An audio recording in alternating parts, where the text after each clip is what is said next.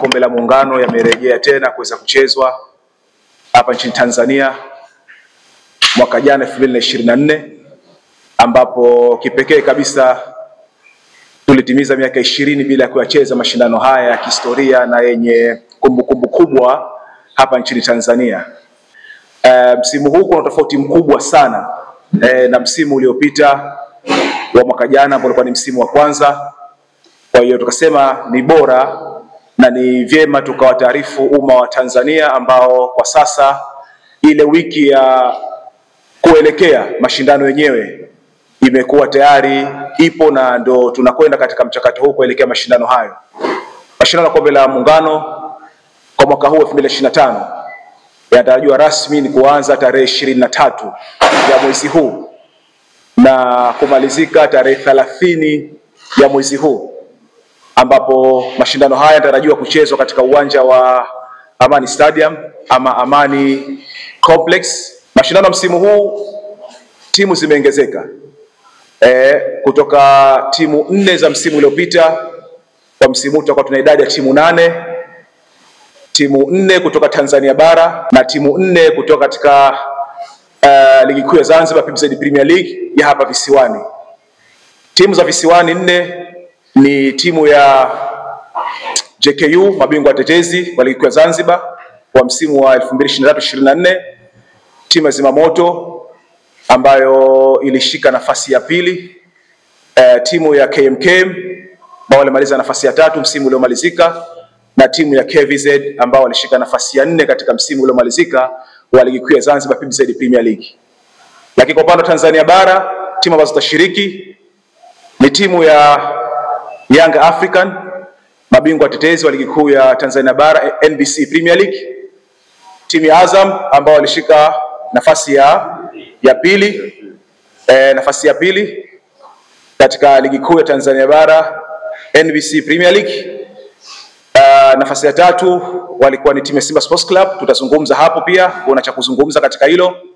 Lakini na timu ya Coastal Union ya Tanga ambayo yenyewe ilimaliza nafasi ya 4 katika ligi kuu ya Tanzania bara NBC Premier League. Kwa masikitiko makubwa, klabu ya Simba wakiwa na hamu ya kuendelea kushiriki na mashindano haya, kuja kushindana, kwa sababu kikumbuko hawa ni mabingwa watetezi wa kombe hili kwa msimu uliopita na ni mabingwa mara 6 katika historia ya klabu yao ya mashindano haya, wameweza kutuandikia barua rasmi ZFF na TFF kututaarifu kwamba kwa ratiba hii ambayo imeingia, basi kwa wao kwa msimu huu itakuwa ni bora nguvu na sisi wa Tanzania kwa ujumla wetu tuwasaidie kwa dua na kila hali wakaliwakilisha taifa letu, watuletee kombe. Lengo mchezo wa mpira wa miguu uchezwe.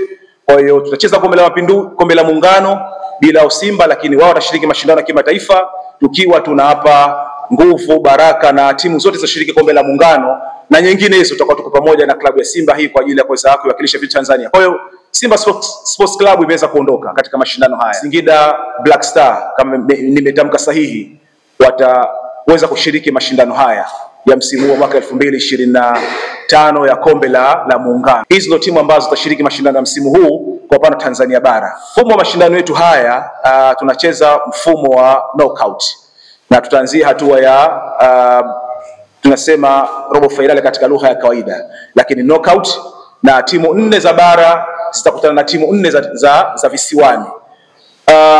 Kwa msingi huo, siku ya tarehe 23 bila shaka kwa siku ya Jumatano tutakuwa tuna mchezo mmoja ambapo timu ya JKU Sports Club, mabingwa hawa ligi kuu ya Zanzibar, watakutana na timu iliyoshika nafasi ya 5 ya ligi kuu ya Tanzania bara ambayo ni timu ya Singida Black Star. Mchezo huu utachezwa majira saa 11 za jioni. Utakuwa ni mchezo peke yake kwa ajili ya kuonesha ufunguzi wa mashindano haya ambayo yatakuwa na matukio mbalimbali katika mchezo huo na burudani mbalimbali katika mchezo huo ambazo zitatangulia hapo awali kuzindua mashindano haya. Lakini siku inayofuatia ambayo ni Alhamisi tutakuwa tuna michezo miwili. Mapema kabisa majira saa 10:15 timu ya Zimamoto FC watacheza na timu ya Coastal Union ya Tanga, na siku hiyo hiyo timu ya KMKM majira saa 2:15 usiku watacheza na timu ya Azam FC, na siku ya tarehe 25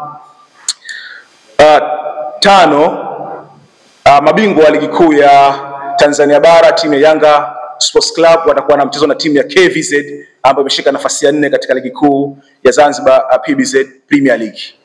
Tutakuwa na mapumziko kupisha siku ya kilele cha sherehe zetu za muungano tarehe 26, tarehe 27 na 28 tutakwenda katika mchezo wetu wa nusu finali.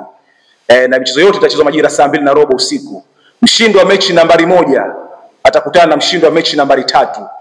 Na mshindi wa mechi nambari 2 atakutana na mshindi wa mechi nambari 4 katika hatua ya nusu finali. Na hatua ya finali washindi wa mechi nambari 5 watakutana na washindi wa mechi nambari 6.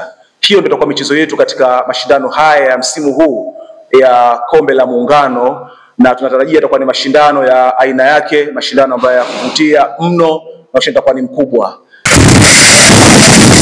Hizo prize money za bingwa na makamu bingwa ambazo zilikuwa ni shilingi milioni 50 kwa bingwa na shilingi milioni 30 kwa makamu bingwa.